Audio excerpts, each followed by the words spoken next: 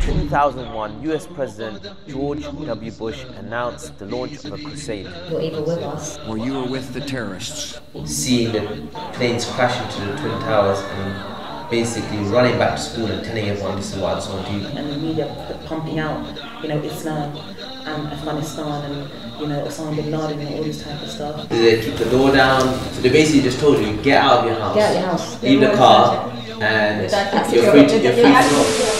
Assalamu alaikum wa rahmatullahi wa barakatuh, and today we are doing a special podcast in conjunction with Cage.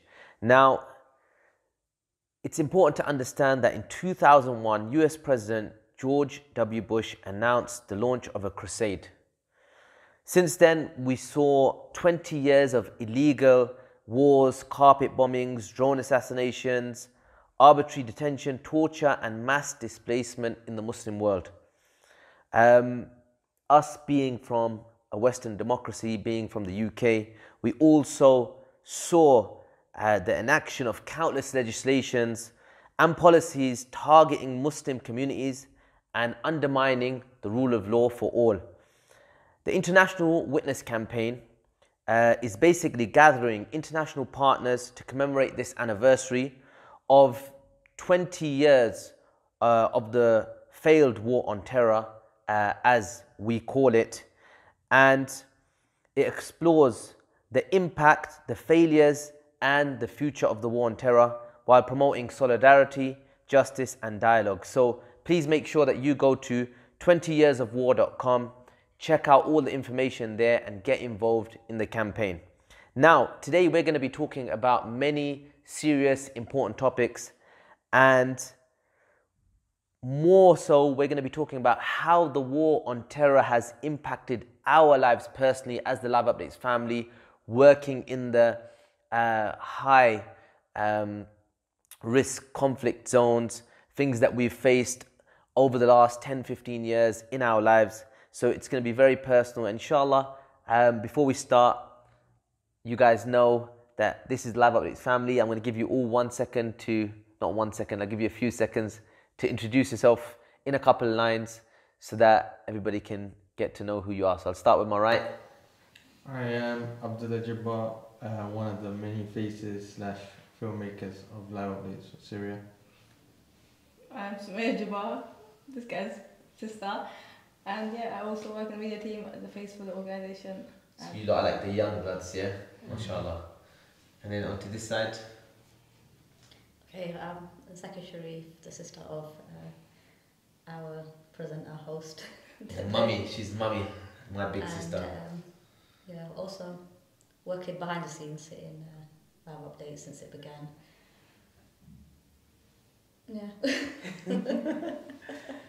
I'm Raquel, and I've been a part of Live Updates since the beginning. Been out here in Syria since 2012 now, alhamdulillah. And through our work, we've also been a part of many activism projects as well, alhamdulillah. Okay, so inshallah, we're going to be talking about sanctions, Muslim sisters and how the war on terror has impacted their lives, Islamophobia, Guantanamo Bay, citizenship deprivation, anti-terror legislation, Schedule 7, and many other things. But before we go there, let's talk about 9/11, because that's basically where it all started. Everybody, in a sense, remembers where they were when 9/11 happened. So, who wants to go first? Except for her, because she wasn't born. Except for her, because she wasn't born, yeah. So, Andrew, you were probably like a tiny baby as well. So we'll start on this side. Where were you when 9/11 happened, and what were your thoughts about the whole situation? Right, so going back, was pregnant with my second child. He was a toddler. I'd gone to visit my mum, and watching daytime television, and all of a sudden everything just changed, and it was all the war on terror, which initially just seemed like kind of like a scene out of a movie rather than anything else. And then the rest kind of went after that, isn't it? Yeah, it's crazy for me because I don't even remember you being in our house. I remember coming home from school dinners and seeing the planes crashing to the Twin Towers and basically running back to school and telling everyone this is what I saw on TV, but I just don't remember you ever being in the house, so strange. Yeah, I couldn't remember before, but now I have vague memory of you coming in. I think you just, And I then think you just no, made that I don't know. memory I think in your I actually mind. explained to you what was going on because Maybe, possibly, you never because know. he was young. He was what, 13? I would have been, yeah, something like that. 2001, yeah, I would have been 13. Interesting. So I was like year 7, year 8. What about you, Raquel? You'd have been younger as well. Yeah, I was, I think, in year 6. We had a swimming class that was cancelled because of everything that was happening. But at that time, obviously, we were still in primary school, so we were all like watching the news, seeing what was going on. But at that time, not really understanding exactly what was happening and why it was happening. So they actually put it on for you in the school? Yeah, we had the trolleys, the TVs on. So they brought the trolley in the classroom and they put it on. And in every class, everyone was just watching the news. And then we came home. I think that should have And come then with it some was kind all of over the permission news from as the well. parents first, really, Yeah. to get kids to watch that because it was graphic. I remember, I think, even in my mind, the bodies coming out of the building. Yeah. You wouldn't want kids to see I that. feel it was like people jumping out. They don't- Yeah, yeah, and then we people got jumping home out of the building. and it was all over the news when we got home. And then, yeah, obviously at that time we didn't really understand what was going on, but over the years as we got older, we did feel the effects of obviously what had happened at that moment. I think, yeah, maybe for us at that time, obviously these guys, they wouldn't have felt the impact of the war and terror. Yeah. And we probably didn't as well because we were still in school and stuff. Mm. Maybe more so for you, what were the implications at that time? How did 9/11 change your life? I think directly, the very first thing was that all Muslims were considered suspect. I think that is something directly you saw that the Muslims. So straight away you felt that pretty now much straight away, I think. all eyes are on you. To be honest, it wasn't a case of when I watched it, there was nothing in my head. Like now, what happens is obviously when terrorist attack happens and everyone has to They just say apologise. terrorists. Yeah. It wasn't nothing like that. It was just simply watching it as some British citizen watching it.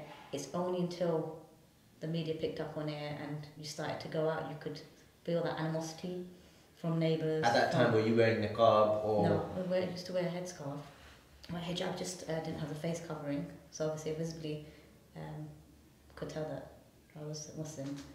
And I think that's one of the things, obviously, for sisters, it must have been a lot tougher because obviously for guys, sometimes it's easier to not, on the outward, look like Muslims, whereas for sisters and for women, it's always a lot more difficult because you guys are kind of open ambassadors for Islam and Muslims. But how did you feel that week? Did you have any? Was you wearing hijab and stuff? Yeah, I was wearing hijab to school, but I think that kind of in secondary school years, even the way that the teachers would be towards us, you kind of felt that there was like this feeling like we would pray in the corridors. And I remember one time there was a geography teacher and she was so rude to us for praying our salah in the corridors. And I feel that without all of that happening and the media pumping out, Islam and Afghanistan and, Osama bin Laden and all this type of stuff, then those feelings wouldn't be there. I think, for me, I'll be honest, I think it kind of picked up momentum as President Bush started to make his speeches, and especially the one that sticks is where he was saying that you're either with us or against us, and that's the attitude that then the general public took on. Then it was a case of you have to now start declaring, your stance on it. And at that time, to be honest, I don't think a lot of people actually knew what their stance was. Obviously, now, 20 years on, a lot more people are with the conspiracy theory kind of thing. That time, you couldn't actually really consider it, apart from the few voices that were saying, look, how was it even possible for planes to come so close to those towers without being detected? And So even to say that, I think it was kind of like, at that time, it was like, that's insensitive, don't even kind of go there. Yeah.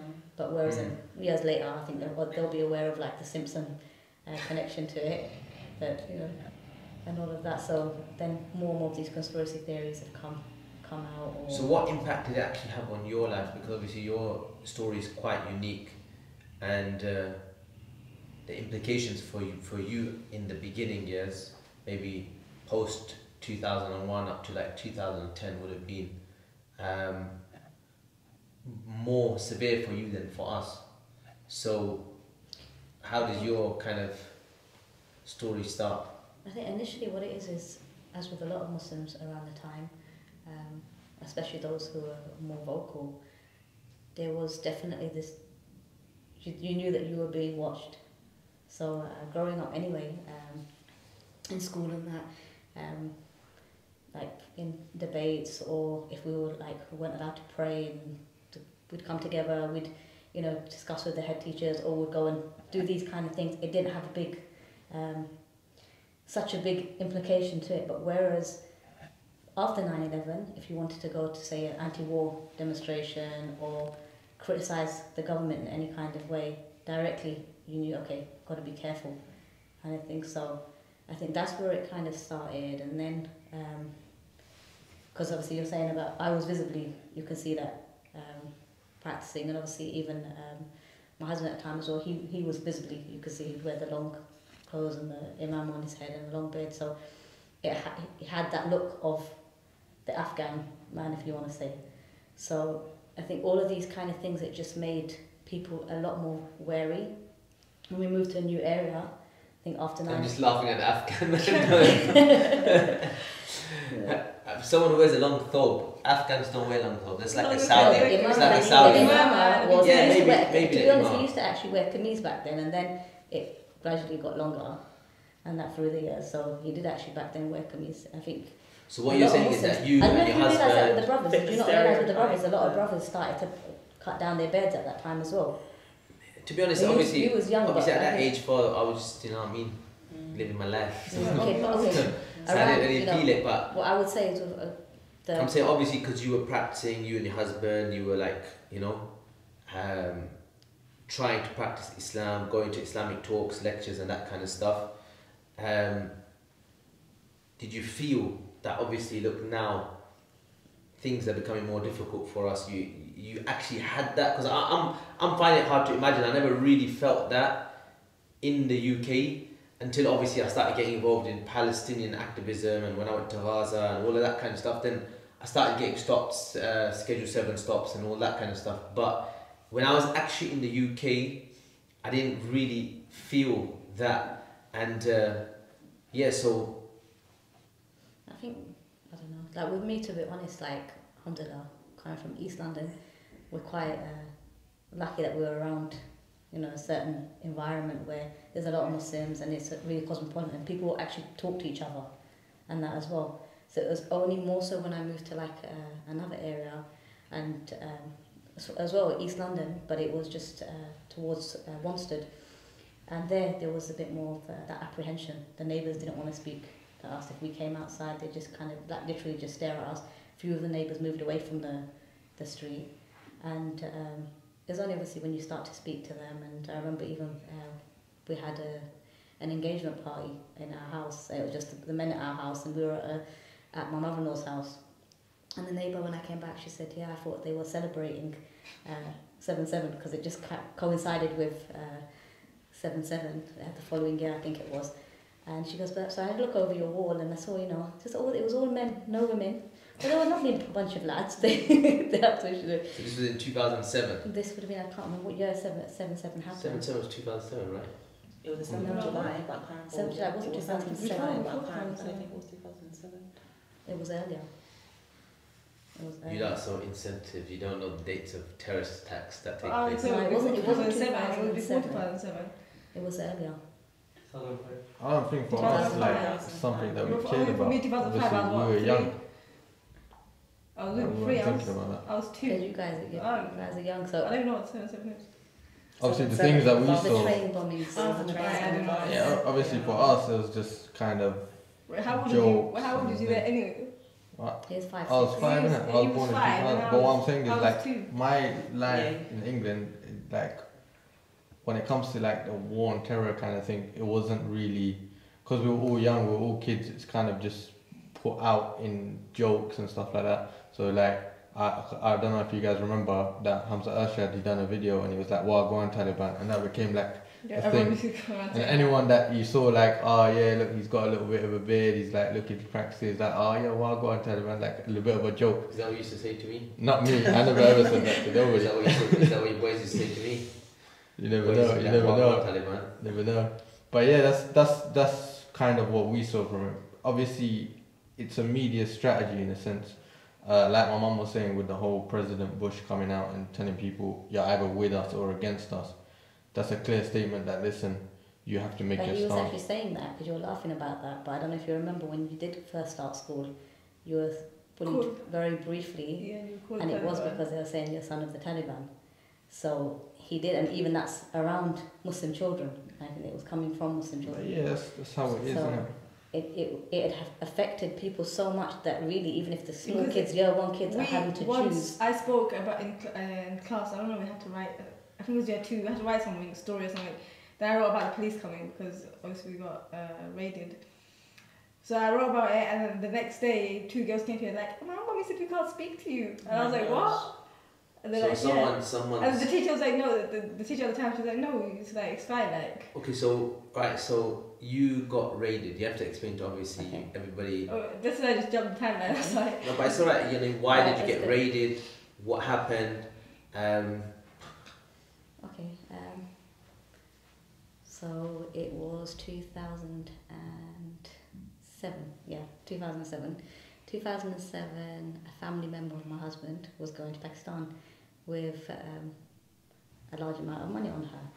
When she got stopped by the police, customs, and she panicked, they asked her whose money it is. She gave her nephew's names.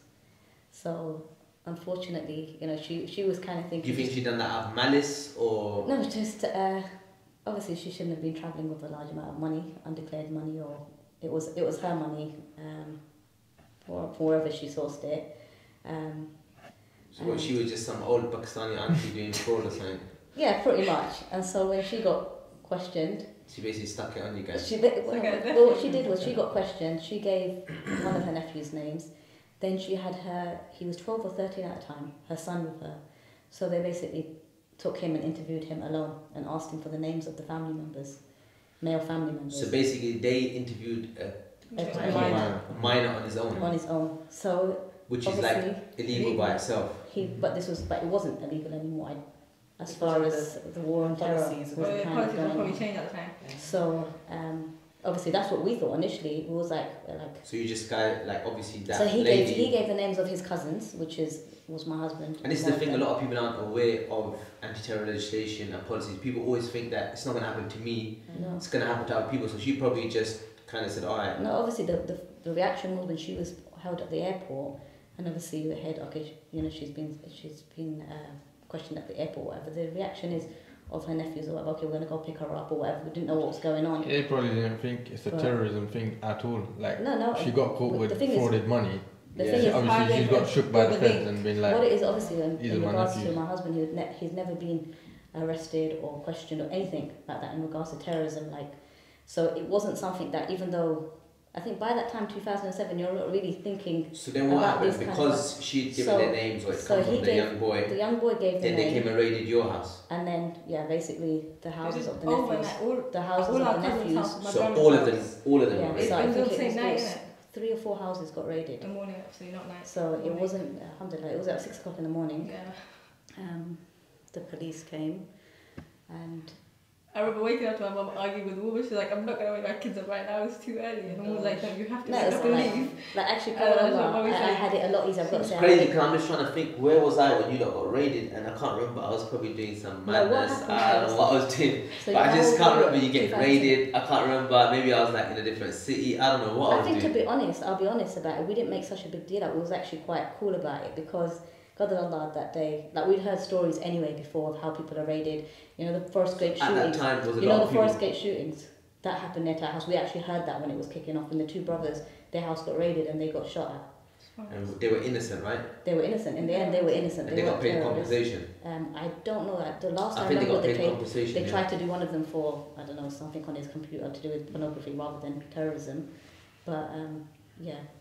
So we knew of all of these kind of cases. When they came to our house, God Allah, that night, like me and him had a bit of a tiff. So he was downstairs, I was upstairs, and he heard people outside. He just said, look, put your hijab and abaya on. So They came to. So did they keep the door down? Did they just... I don't We know had what their rubble intention. outside our house, so we had gravel. basically my dad just So- heard them So walking. he was sitting downstairs Someone- after He smoking. opened the door. He just opened the door. He opened the door. I remember He when, said to me, when my mum and my dad told us that my dad's like, yeah, I opened the door, they were standing there. yeah. So So whatever he they were opened the planning door to, he'd before already he- opened. So then they were like, okay, let us in. He said, obviously not until you show a warrant. They said, we don't have to produce a warrant. He said, we don't have to produce a No, we warrant. want access to the house. And he was just like, no, you're gonna have to wait because my wife's putting her hijab and stuff. So alhamdulillah, I put my hijab on. They came in. They were already back before I even came downstairs, and they were downstairs searching kitchen and garden and everywhere. They asked us to leave the house because that's the thing. They weren't even arresting him. They weren't holding him. It was a case of you guys vacate the house and leave the car behind. It was when they came. So they basically just told you, get out of your house. Get out your house. Leave the car and Your dad At can six you're pick free you to, up. you're Your free dad to can go. pick you Yeah, up. at 6 So o'clock they in the said to you, morning. isn't it? Huh? They said to you, your dad can pick you up. Yeah, they said to me, yeah, because I was like, how are we supposed to go? Like it was. So how did you feel? How did you guys feel? I at don't that know, the time? people came in, so obviously, by this time, they've been told my mum to wake us up. My mum didn't wake us up, but we eventually woke up ourselves. And the first thing I remember seeing is people with their shoes on. How old in were the you? house. 5. 5, and you remember that? And I saw them with their shoes on, and I was like, you can't wear shoes in our house, you take the shoes off. And the woman, excuse me, I think she said okay or something. No, But then- she said to you, oh, I'm really sorry. I don't know what she She said, said. would you like me to take them? I said, no, by now. But then- I was but then sleeping. when we She was came- already when we upstairs came in the back house. home, there were footprints on my bed, and I just remember feeling like she'd done that on purpose. Like I told her to put her shoes on, and there was white footprints all over my bed, and I was on the bunk bed. So what they basically did was they came, raided my house, raided his brother's houses. So there was like I said, there was 4 premises raided, and it was strange because they were told to stay in their houses, and a hotel was arranged for them. For us guys, Yeah, it's not Oh, fair. we were told, yeah, just Figure it out. take your handbag and go. And obviously, I was actually 9 months pregnant at the time, so I was like, look, I've got my baby bag. I need to take my baby bag because I'm about to have a baby. And they were like, initially they were like, no, you can't take it. Then they said, yeah, you can take it. Little Missy, she was really small, but she was active, so she kept going and they'd search the bag, and then and put it in a Something place back where in we're there. going to take it. She'd go, bring it back and put it next to me because this is Mummy's bag. Yeah. So for the kids, I was trying to do anything that I could for them not to get worried or scared, because there's What was it, waking up with us having all these random there people must in be your like house? 15, Like, what the 20 heck is going on? men and 1 woman. Well, when upstairs first, I remember when waking up, there was just a woman upstairs. Because I And said to then- him, yeah, I'm not I gonna- said, "Look." because I said, look, you come upstairs with me. I'm not going to wake him up. Obviously, he's a cardiac patient. I said, I'm not going to give him any shots. Shock.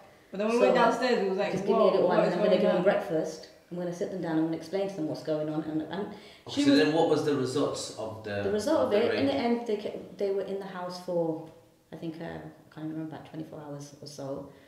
Or actually longer. Yeah, longer. It was longer. They kept the car initially, and I said, look, I need the car. I can't be going to the other side of London like that, like 9 months pregnant and 4 little kids. And the end of it was they raided the house, and about a week or so later, we just got a letter informing us that their dad is now on sanctions. What the United Nations So there was no sanctions proof, was, there was no proof, no evidence. It just what the said your letter husband actually is said, now yeah, on... that's actually that's what happened. Was I received a letter from the Child Benefit Agency, and that was the first notification we had. He was reminding me. A letter came through the post, opened it, and it says that the father of the children is suspected or maybe a member of Taliban or Al Qaeda, and obviously I'm paraphrasing, but you're not allowed to tell anybody about this. Wow. Yeah, and basically the reason that Child Benefit is sending me this letter is because it's illegal now for me to give him any money. So I was like, what on earth does this mean? Like, you're trying to speak to somebody who's 9 months pregnant, who's got 4 little kids. I'm not understanding what is going on. So naturally, my first... So at this point, did you decide that we need some legal advice? Yeah, exactly. or- So that was the first thing. I was like, what on earth does this mean? Now, this letter is telling me, it's an official letter, and it's telling me I can't speak to anybody. So who can I speak to? Kind of thing. So the first thing I did was obviously get onto the phone with a lawyer, and then it's like, okay, you need to come and see me ASAP. So what was the impact for you guys after this? Did people start shunning you? What was like, obviously Yeah. she was saying that even in school, like, But this was after anyway, because Families, members this were was saying- way after, because I just wrote about it when I was Okay, younger. the first that we got thing raided that by happened police. straight away was obviously the neighbours that just kind of gave them more reason to take a step back from us. Saying that, I had some really nice neighbours. Shirley, John, some of them that were really, really extra. What are you saying? Like nice. the non-Muslim neighbours were more braver than the Muslims? I had no Muslims on my road. I was the only Muslim. But even in terms of the family and stuff. Next door neighbours, I'll tell you, like my direct next door neighbour, they were from Trinidad. So they were anyway, like one time we gave them some food from the barbecue and they said, we don't eat your food. And I think so they were like when I initially moved in. But then he started to become like really nice. And we're just building like a relationship with the neighbours and stuff. And then this happens. And you're like, okay, like start again kind of thing. But then saying that, like I said, like, you know, with like the help of like Shirley, who she was a Jehovah's Witness and part of the neighbourhood watching that, she'd done a lot of like kind of good PR work and kept an eye on us in a positive way. And so that was the first thing. Also, what it was my doctor's surgery receptionist at the time, she was a friend of mine. She came by and the police said, oh, you can't come in, she'd been trying to call us. And obviously, like I said, I was pregnant, I was about to have a baby. So she'd come to check and said, no, they're not going to be here for a little while. We're just doing a terrorism raid. So they just spoke to her openly, they left her in shock. We didn't have our phones for about a week or so then, because obviously everything had been taken, so there was no way to contact her. She couldn't contact me, I couldn't contact her. So they just left people in panic and stress until we came back to the house. So they left people in fear. So that all of your neighbours, they create that environment where everyone's scared of you. Because my house wasn't it was kind of a bit like a cul-de-sac. It's a very small road, so a bit like a close, yeah. So it was just like it really just kind of made that fair and that thing that nobody knew why they'd come except for its terrorism. Yeah. So that was the thing. Then I had my baby, and the family members, which really surprised me, the family members didn't want to come over to see the baby. And they had a meeting amongst themselves. I said, yeah, when she's over at her mum's house, then we'll visit her there. But they were afraid to come because obviously we've got Muslim men in the family, and they were afraid that maybe then if the house is being watched or whatever, they're going to be being watched and they're going to be... So this is what the fear was like between the Muslim community. You know what our family's like. Yeah. So that really hurt because it was the first time ever in my whole life, and I was about 20. And this was all because of a case of mistaken identity, auntie that was doing what she was doing, and you lot got sucked into it. Because a lot of people find it hard to believe. They're going to be like, something must have been going on. It's gone from fraud to terrorism, like. From fraud to terrorism. It went from because that's the thing. It was just kind of like really strange. The way that everything kind of fell together, and then on top of that, not even to arrest them, not even to charge them, and then this sanctions, which, like I said, didn't even know what sanctions was. It was afterwards you realise it's pretty much like what. See, the thing is, there's so many. See, this is the thing. There's so many cases of injustice. Muslims being unjustly put under control orders. There's a case of the Birmingham 4. I advise everyone, if you can, search up the Birmingham 4. Basically, it's a case of entrapment where there's so much evidence that these 4 young guys were basically sucked into a trap by the government, and now they're sitting in prison. And at that time, there was a lot of terrorist attacks going on in the UK. The lawyers for these guys, they basically said, look, we can't have this now because the jury is being influenced by current events, but the case wasn't allowed to be postponed, and basically they got found guilty. When you look at the case notes of this case, it's crazy how they got found guilty, because it's just so clear that it was entrapment. And sadly, a lot of people always think, especially Muslims, that look, it's not going to happen to us. They must have been, where there's smoke there's fire, they must have been doing something. So the thing is, what happened was then after this, they really tried as much as they could to try and get something on him. So what started happening was, give it a few months, brothers started turning up and saying, you know what, or sending a message through, look, we've been shown a photo of you to my husband, or, just like we've been shown MI5, went for a job interview, we went there, and there's a guy with a suitcase of money telling us, give him some information. So it was harassment like that. So they started to actually harass. One brother actually said, I can't remember if he went for a job interview with the teacher, I think, and he went for a job interview, and this happened to him, and they started asking him about certain lads in the community, and he said he started crying. He said, I was just in shock, because the thing is, I think the main point, what hurt so much about the war on terror for myself personally is is that rejection from that country that we always thought was, firstly, we always considered ourselves British, right? The other thing is that we were like the optimum of justice for the whole world.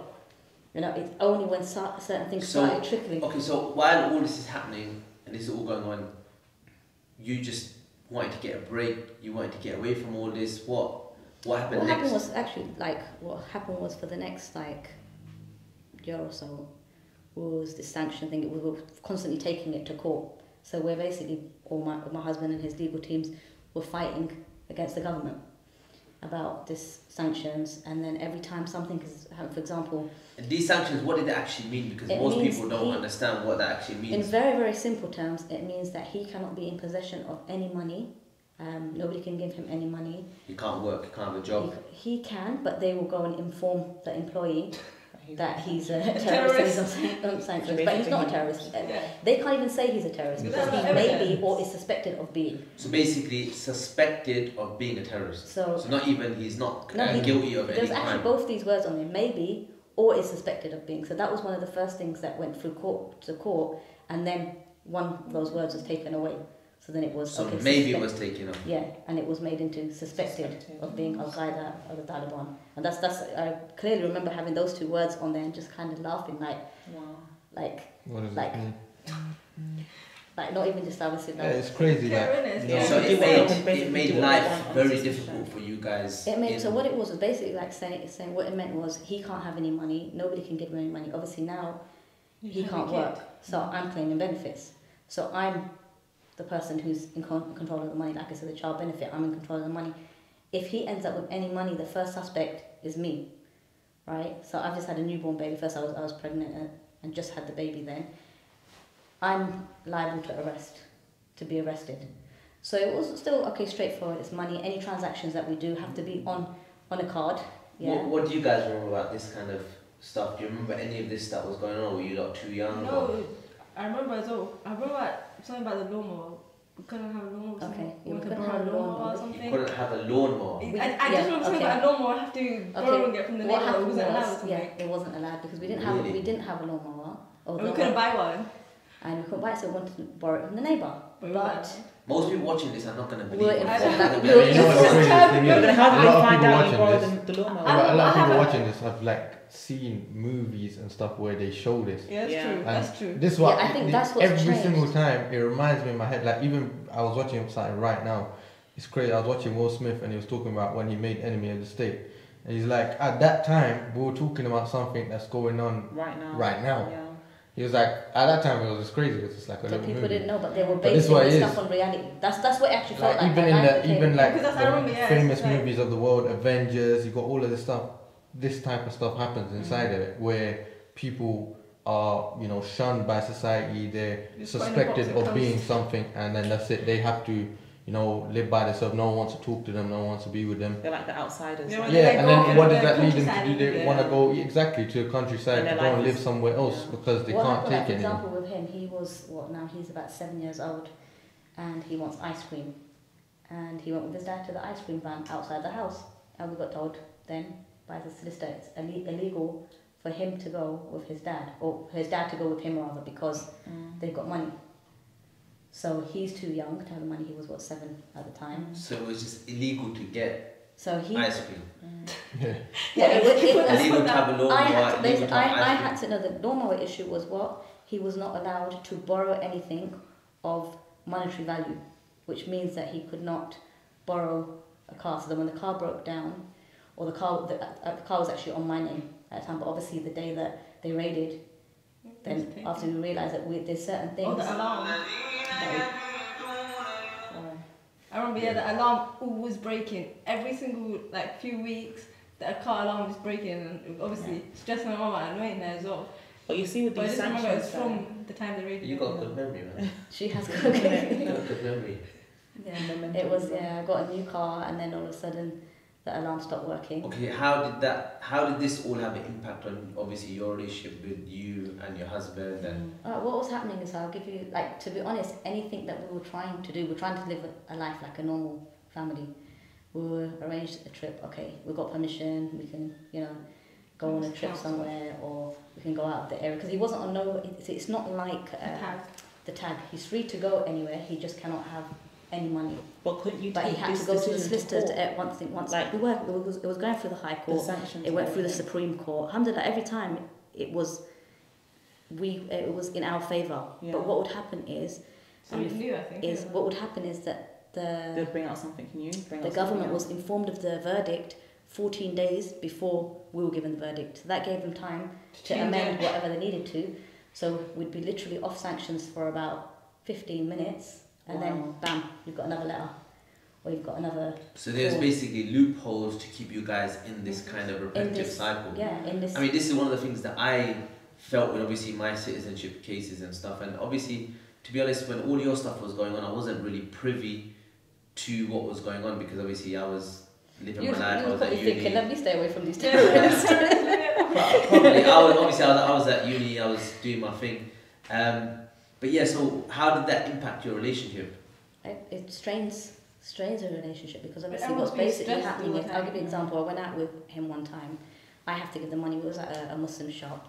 I think it was actually the mechanics. So I had to give the money. He can't give the money, and the guy's just looking at him like, "What is your problem? You've got no shame. Like, why is your wife paying that and doing the transaction whilst you're standing there?" After that, he refused to go out with me again. I remember you guys like, there's no way always arguing then. Yeah, it did. It put a strain on the gone from marriage, this peaceful house to just chaos. Because he was basically, what was happening was he was being forced to stay in the house. And what it was initially like, it was that we had to do all transactions via my debit card. So they would put the money in, and I'm really grateful for the legal team that we had. Initially, the lawyer actually broke the law by giving us an amount of money, because when they obviously... You don't get the lawyer in trouble.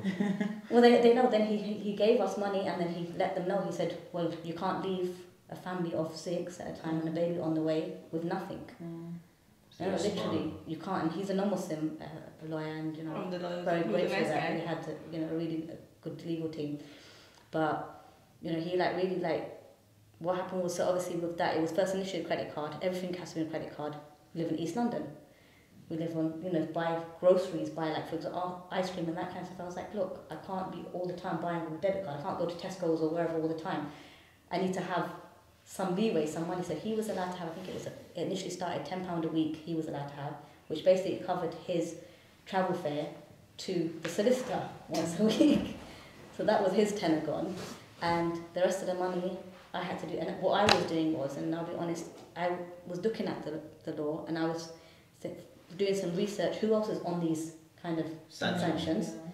And there was me. On one hand, I've turned into an accountant. Literally, I have to write down everything, because you have to buy it on the credit card, you have to produce the receipts, and you have to have everything written down. Yeah. Right? So I was literally dreaming about numbers. It was getting crazy. So I started saying, you know what? Sorry, not doing that. Sorry, I'm not complying. Sorry, if I've got it on by my debit card, it's already there, it's logged in the system. I'm not providing a receipt. But they were claiming things like, if I done my Asda shopping, I might go and return it all and get cash back, which you're not going to do anyway. They're not going to give you cash back if you bought by a credit card. So it was just. So I was like, look, I'm sorry. So they were just making your life difficult. They were making it crazy. They were trying to break up the family, because the sanctions. I was only on sanctions because of him. Yeah. So if you left him, then you're free. So if you left him, you were free. Yeah, and so previous couples prior to me had done that. So then eventually, what did that led you to do the same? Eventually, yeah. So eventually, you got separated. Yeah, it was. Alas, you can't live together because it's too much. Obviously, if a 7-year-old, no, he wasn't 7, he was 5, so she can remember.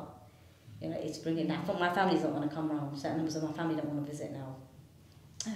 He's can't have brothers coming around, or brothers don't want to come around. And he was very active, was a very social person, you remember, so.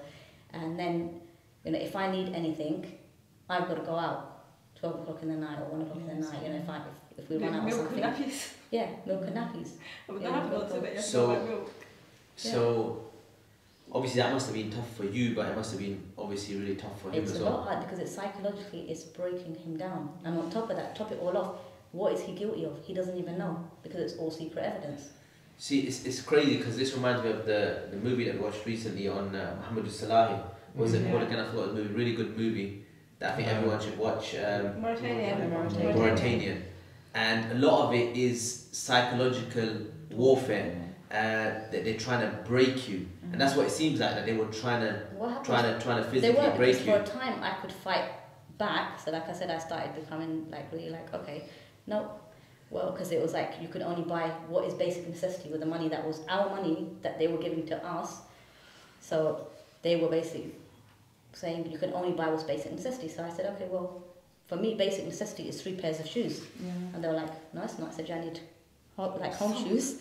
I need boots for outside because of the rain, and I need trainers. And they were like, no, you can't have that. But it's because I'd done a bit of research and heard about another brother who'd been asking for so long for a pair of shoes, and he had holes in them, and they weren't letting him buy shoes with his own money. So I was like, okay, I'm gonna do certain things. And alhamdulillah, years later, I did actually meet a wife of another person who was on the sanctions, and she said to me, so you're that person who caused a lot of issues and got rulings changed. And I was oblivious to that at the time, but it was just like if so what you're saying is that by putting pressure and trying in a sense to fight back, you can garner some of your rights back. You can, but it's really It's hard very difficult. work. Wasn't there like a group of sisters going through the same thing? Like No, there was like a Obviously, support. there's like a support Everyone's network. scared to. There's Yeah, like but just that if each you're other. going for it, you kind of become fearless. You kind of just like how your mum was like fighting against what they wanted. What I was her. doing at the time When is the I other was trying to sisters be his at the strength. same- I'll be honest, I was trying to Yeah. be his strength at the time Mm. and make him feel like he's not a failure kind of thing. Because Yeah. at the end of the day, he hasn't done anything. And they're just taking You all know. his rights away. Everything. So, yeah. and then for the children who were trying to live a normal life, like we were going to go to Wales, get away, go to Wales. Now, on the way, we went to buy a backpack from eBay, and we're on the Tower Bridge. All of a sudden, all these police come out, and it was over a congestion charge or something, but all these police come out, So you're they being take us, so the watched car as is being well, followed. This is before you got separated. It's before we got separated. Yeah, the car's always been. We always knew there was You had we spies spies behind you, all people the spying time. on you. So All the we're time, just all the like, time. obviously we're driving in central London. All of a sudden, there's all these police around us, and they ask for his details. He gives his details. Nothing's coming up in the system, and they're like, "No, you're lying." And he's like, "That's my details." So they asked me, and I'm saying that's his details. And then they were like, "Okay," like they didn't know what was going on. So he's like, "Look, can you just speak to my solicitor?" So they spoke to the solicitor. Said to me, "Right, love, you just drive your kids and yourselves home." And we're in central London. I'd never driven in central London at that time. I was like, "You're just joking. I'm not driving 5 kids home from central London. I don't know the way or whatever." So I just asked the copper, "Can you just drive the car and just drive me to outside the police station and I'll wait however long it's going to take." So they took him to the police station, and then Another car, and then another police officer, he drove us to... okay, so let's. That is saying I Alright, remember, so- but I don't remember this. I remember that story. You remember the story? I don't remember. Now I'm saying I remember the police The guy guy driving got us driving home. the car. Yeah, the guy driving the car. I remember staying outside the police station till it got dark. I remember all of that. Yeah, I remember Daddy coming out. I remember That's the what feds It's coming. Like, So- clean on up. the So main what I road. want to ask you guys is, obviously, did this happen, obviously because you're making decisions now on your own, was this one of the reasons that kind of pushed you to leave the UK? Did this start making you feel that, look, I need to find somewhere else now to live? Definitely. Because, like I said, it kind of got rid of that illusion that we're safe in the UK, there's a justice system, we have our rights. Whereas, initially it was always like we're British, there's nowhere else to call home. In 2006 I did go to Syria for a little while. It was okay, but what happened was a lot of the people who came back from Syria as well, years later I found out a lot of people had ended up being put on tag or arrested or had some kind of violations to their civil liberties after coming back from Syria. And the same happened with brothers who went to Egypt at the time. What was happening was people were leaving the UK for studying, for dawah, for whatever reason, and getting picked up in other countries on the information given by the British government. Yeah, and it happened to us when we were in Syria briefly. So you were even afraid to leave the UK because you were thinking, okay, I could Initially, go yes, somewhere else. Dad was like that. And Dad was always like, no, this is the safest place to be. Like I had, years earlier, I'd wanted to, as soon as I had kids, I was like, look, I want to go to a Muslim country and live in a Muslim country to raise the kids. And my dad was always like, no, it's not safe. Like you don't know what other countries are like. And then there's always their records and that, So then you tried to go Pakistan, and then what happened there? Come This 2000. is after you got separated. Yeah, this was like 9. This is after we got separated in 2008. Anyway, so you tried to go. What happened? So I get stopped at the airport. And you got the kids with you. Yeah. What do you guys So do? because I remember this clearly now. Yeah, so we get stopped at the airport. So that was my first like section 7 or schedule 7 stop, where we've been through all the checks, we've done everything. We're literally gonna get into that plane. And you can imagine go to the line. it's me with 6 kids, and we're just about to get into the plane, and all of a sudden. Sorry. At the same time. Yeah, it was literally because that's literally what it was like. I remember It just was 2 like- guys going for this side of the suits, or 2 guys and a woman. So I was like, yeah. what was And that? they She were was probably filming following clearly, you the whole and I remember But exactly. it I was was just like, like, Mummy, for me, the first thing was there's like, a oh, come on, if policeman you're there. going to do this, yeah, Why Why did you do it why at the didn't you beginning? do it? You know, why make me So go they gave through you that hope, and you thought you're leaving, and then bang. And then, and then you've got the dogs on the pushchair, so the baby's in the pushchair. And obviously that was like, she was come on, scared. like, She was there's a petrified baby. of dogs. No, it was your younger brother who was in the pushchair, and then I've got child number 4 at the time who had a phobia of cats. Anything An fairy. extreme phobia of cats. So I was like, look, she's going into panic mode.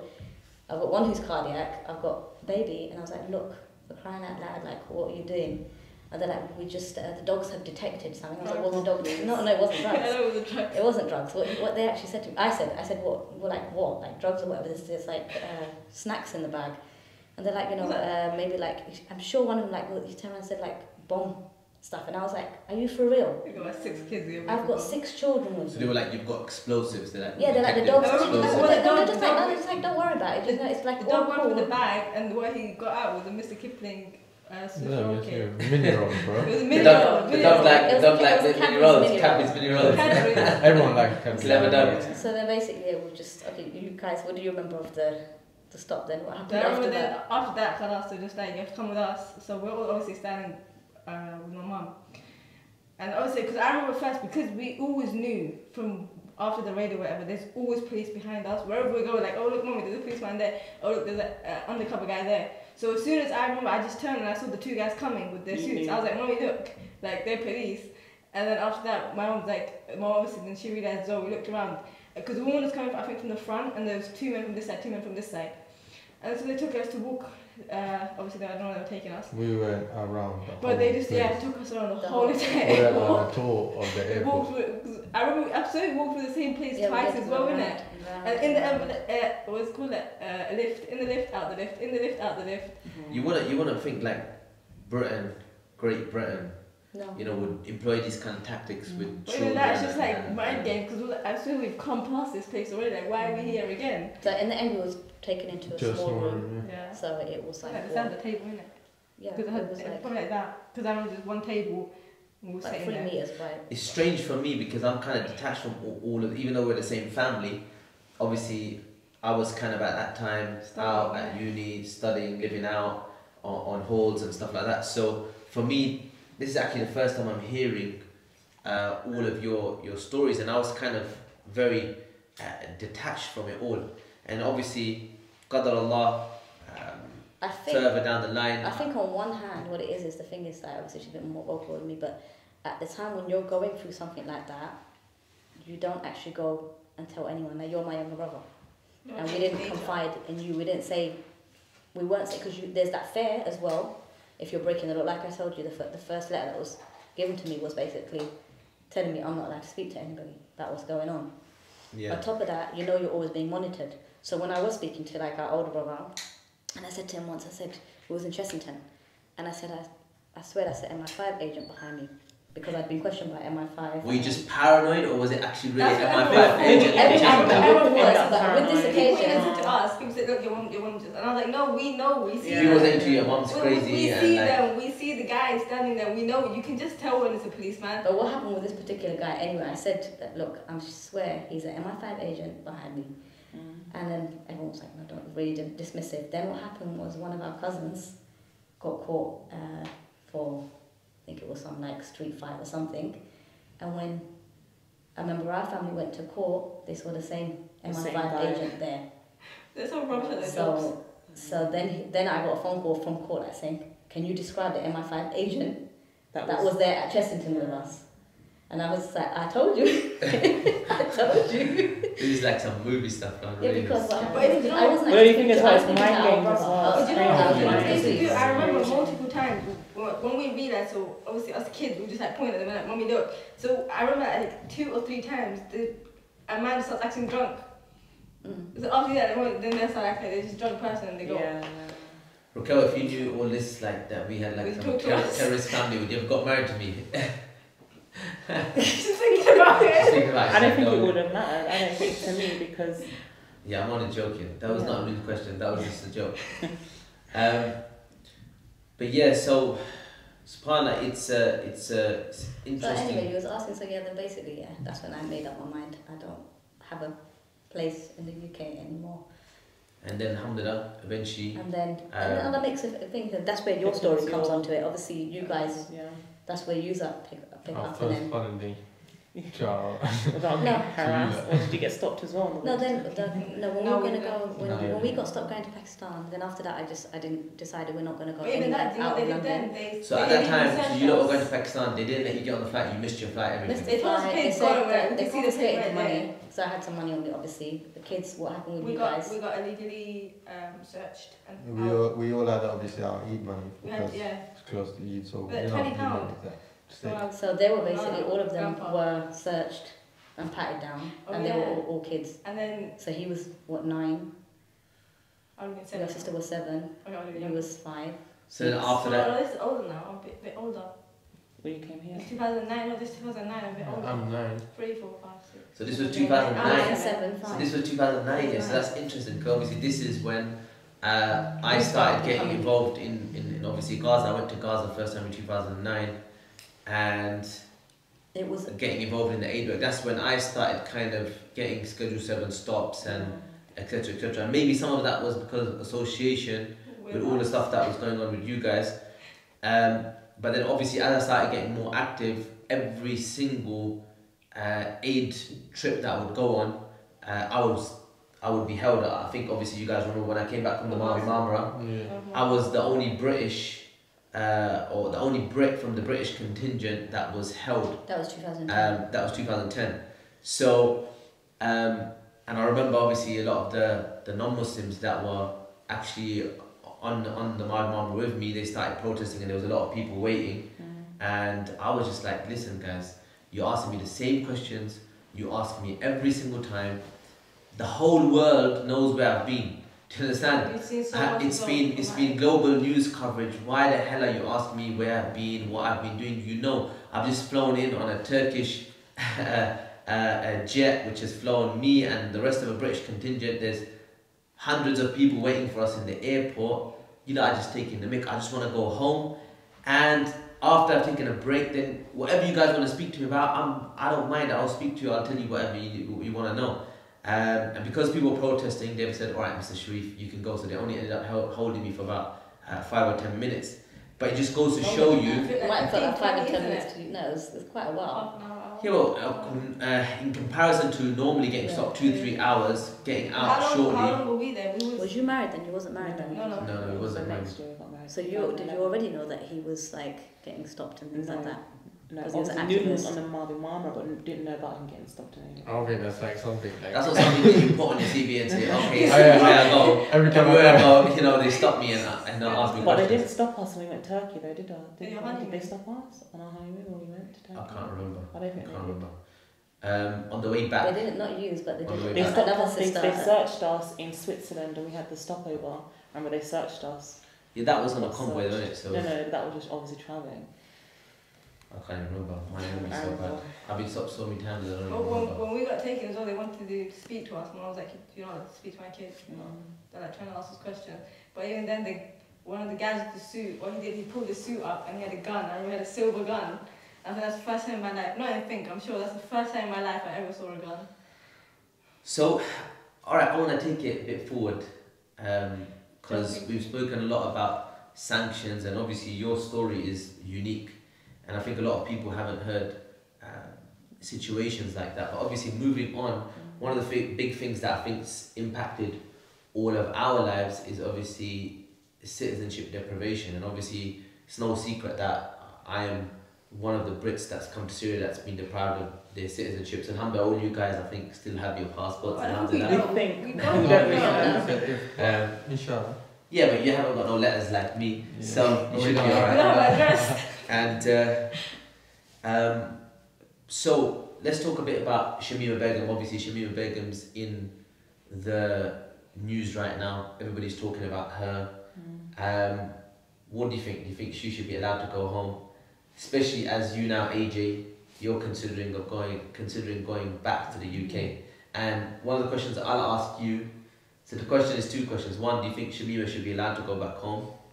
And you yourself, how do you feel that you might possibly face, deportation, arrest, all of that kind of stuff upon return, if you can even get back?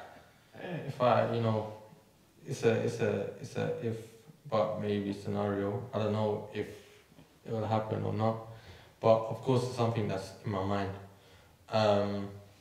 I think honestly, look. My work's out there, innit? Our work is very clear, very thing. But again, obviously, you losing your citizenship is a big thing, and that shows. And this goes on to the Shamima Begum thing. Do I believe that she should go home? Yes, I do. I do believe she should go home, and I do believe that she should get trial in England. But I work in media. I know what these games are in a sense, and I believe that they're using her as a strategy to show that, listen, if we suspect someone of being a terrorist, we can say, hello, mate, your citizenship's gone, and goodbye. Do you understand? We'll never see you again. She's not the only one that's lost her citizenship before. So what you're saying is because she's not eloquent and she said like dumb things in the past, it's easy to kind of, obviously, paint everyone as, look at these That's people, what it is, they're that's what it is. unremorseful, and you know what, they don't deserve to have their citizenships. Look, the Windrush people, they've lost their citizenships. There's a lot of them that are getting sent back. There's so many people that are losing their citizenship. But Shamima Begum's the only one in the limelight. Why? Because they know that they can play off this. Look, an ISIS bride that went to Syria at 15, she done... First of all, the first thing I would say is she was 15, so you guys should have some remorse for her, that a little schoolgirl went to Syria, didn't know what she was getting herself into, and she's gone there.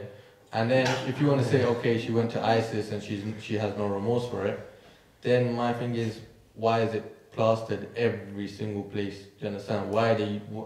It's made to look like this is what the citizenship deprivation, the next strategy for it. We're gonna help Britain by getting rid of these But do you think terrorist people. I personally, with the whole citizenship thing, I find it's very unfair. So you kick someone out of the country and you leave them for another country to deal with them. When she knows that she'll be on death row if she goes back to Bangladesh where they want to send her. Not even just Bangladesh. Obviously, if she stays there, there's so many, and not just her. There's so many ISIS members or other people that have done crimes abroad. Just say, and it's so easy for a country to take back their citizenship, right? Why? What does the other country gain from that apart from a whole load of criminals? It's not. It's like another Australia. Yeah. How Australia's So like, you don't just go and don't get rid of your just a cop out. Yeah, if you don't get rid of your problems, their problems on other people. on other people's issues, your problem, your issue, deal with her in the right way. Yeah. Bring her, take her back. Yeah, she should go. She Take should her get trial. back. Obviously, the thing is, anybody who travelled anywhere, like initially when I came out, or when you came out, did you think it was forever? No, we had in our mind 3 months. Exactly. Even still, when we left, we had got stopped. How long? 5 hours at the border, and we were told, we don't allow anyone to go to Syria because of this, and this. And we were going with aid. We were clearly going with aid. And even our plan was to only stay for how long? 3 months till till my first appointment, their first hospital appointment, and go back. But then, Qadar Allah, we ended up staying. But why is it just that they can blatantly see we're an aid convoy bringing aid to Syria? They stopped us 5 hours in the police station, questioned us, asked us about the charity money we had on us, and made so many issues for us. Even till now, there's a court case going on because of the charity money that we had on us when we was coming here. When it was clear we were coming here only to help the people. I mean, it's interesting because obviously when it comes to the whole citizenship deprivation, I was watching back one of my interviews that I done with Channel 4, and before my citizenship even got taken, I was kind of speaking about the fact that we were being victimized and harassed, and I kind of had a sense that obviously there was no kind of citizenship deprivation laws at that time, but I just kind of maybe I was watching it back, I was like, did I know I was going to get my citizenship was going to get taken. Because obviously one of the things that was going on at that time is when we obviously had our first child, Khadija, she was born in Turkey. Obviously we had iqamats or visas to be in Turkey, and we could go in and out of Syria. Obviously that's when you guys came and joined us out there. We tried to get her passport, and obviously that was rejected. Yeah. So we kind of felt as if, okay, Britain wants to wash its kind of hands off us.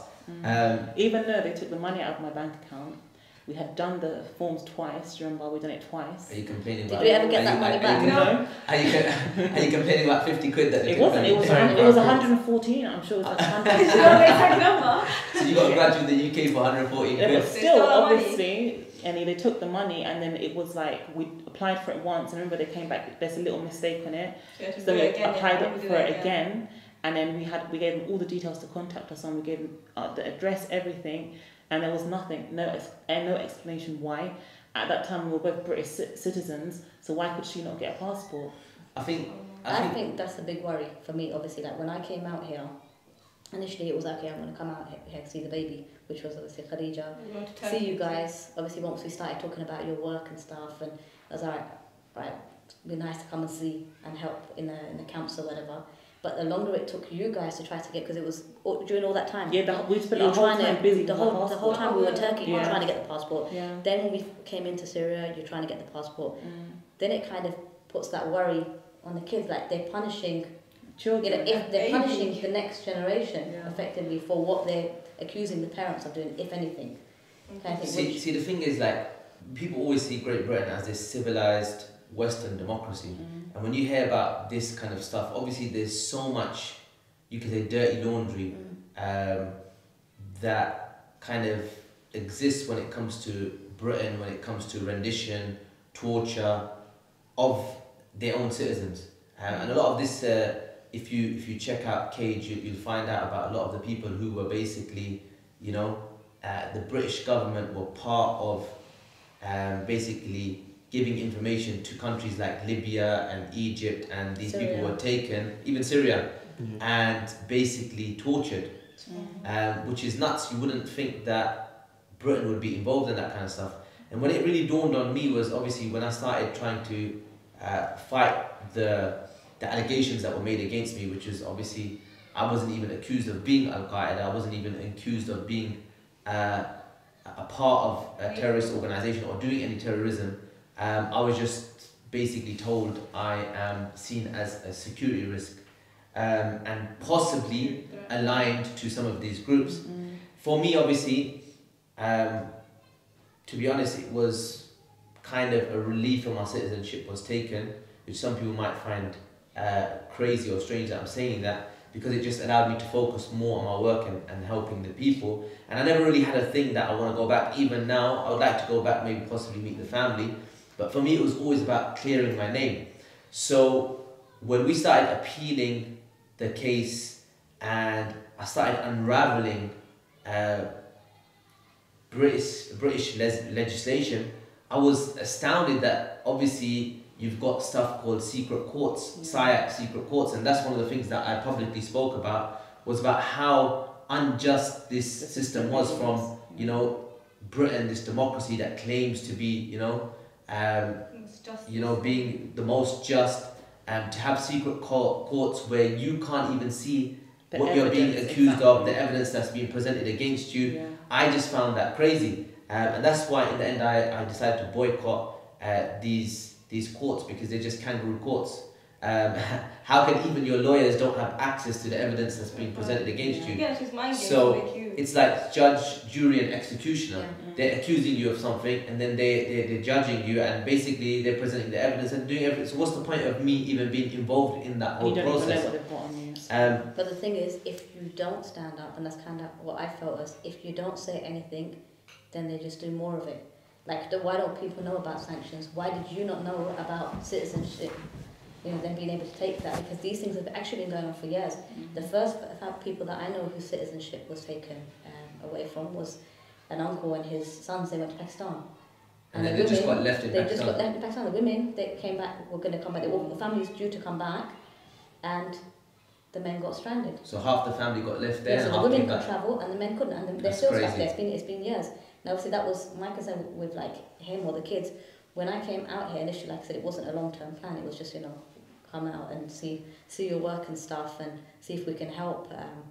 And then the longer it kind of went on, then you see these kind of laws and stuff. And in the end of the day, once they became adults, I've always said to them they were free to go back home. But then you see those who want to go home, they're not let back into their countries of origin. And then what I found always really strange was the fact that people like Shamim and Begum left the country so easily.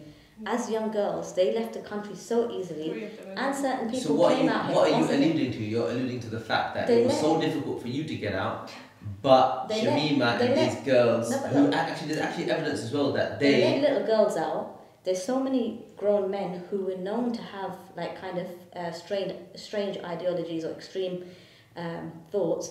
They left them in the UK. They didn't allow them to leave, which wouldn't it have made more sense? Let them go out and keep them stranded how you are, and keep the youngsters, the young girls, and the ones who aren't a threat in. You know, to be honest, it's just like really, I think the whole legal system kind of made a lot of question marks arise. The more that you study it, the more that you look at the cases that Cage highlights, and there's other organisations as well, Amnesty, there's Reprieve, there's Liberty, all of the work and the good work they do, Code Pink. The more they highlight these things, the more you become I think come to the reality. We were living in a bubble. We were actually living in a big bubble. So what would let's start with you guys to wrap up this podcast. What would your message to everybody that's going to watch this podcast be when it comes to the war on terror and the environment that Muslims are living in at the moment? AJ, you can go first. You're on the far right. I don't know, innit? Like, it's a crazy one. That's we're used to it because that's what we've grown up with. But that's what it is, innit? I'll just say for our generation, people like our ages or whatever, to educate yourself on all of this. Like for me now, I read about Guantanamo Bay, people that were in Guantanamo Bay, and subhanAllah, there's one sheikh, this is his book, his name is Sheikh Fazil Kindri, and he was taken to Guantanamo Bay for being able to work in Afghanistan before 2001. So for him, for example, like something that, I don't know, I think It's good to know. If you want to explain what that picture is, it's not a sword, yeah? No, it's a pen. Fountain pen. A pen and an arrow. No, the book is in Arabic, so alhamdulillah, I can read Arabic. But for me, for example, I try to educate myself on things that kind of have mutual, I don't know, I'll have to explain this. That you can relate to. Yeah, relate to. So for example, the sheikh as well, he was an aid worker, and he was taken, and he was kept 14 years in Guantanamo Bay. Yeah, so just educate yourselves on. Okay, what's your message, Rakam? I would say as well for everyone to educate themselves on the policies that they have in the West and all these legislations that they have against Muslims, because like you said, one day it's this person, tomorrow it could be anybody. That's why. And I think that and I think as well, we have to know for our children as well, like how it's affected our children now. These laws and legislations have affected our children. Well, I would want the world to be open to my children, open to my kids. But because of these policies and their ways of looking at people travelling to countries like Syria and engaging in aid work, which is, not a problem, it's closing the world off to the next generation, which is not fair. But that's what I felt, because, do you believe, or would you ever say, as I know this is what people say, is it's your own fault because you went there, you chose to go out of the country, it's because of you that your children have lost their rights. No, I would say I myself, I'm a celebrity citizen. My family are all British citizens. My grandma is a white British lady. My children have every right, no matter what I've done or where I've gone, to be able to have that passport. Alhamdulillah, all of what we've done is open.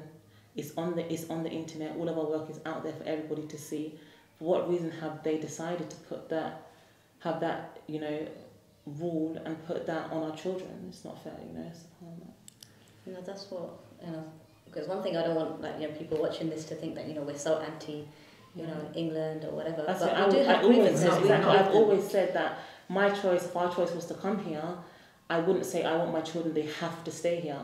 I want to give them that choice to be able to study in Egypt, to study wherever they want to study, to go wherever they want to go. I don't want to have to say to my boys, you're not allowed to travel the world, you can't go anywhere. But I can't even, right now, if hopefully in the future I do have that, that choice to be able to send them wherever they want to go. But right now, that's not even, that's a struggle for us to try and think of that. We have to work hard to try and get to that point, What's your... I'll be honest, okay, closing like I said, I don't want anyone to statements? think that, we're anti the UK or anything like that, but the reality is it's not as it seems. There are a lot of things that are going on in the background, and if you choose to open your eyes to it, you'll see it, or if you're brought into it without wanting to be brought into it.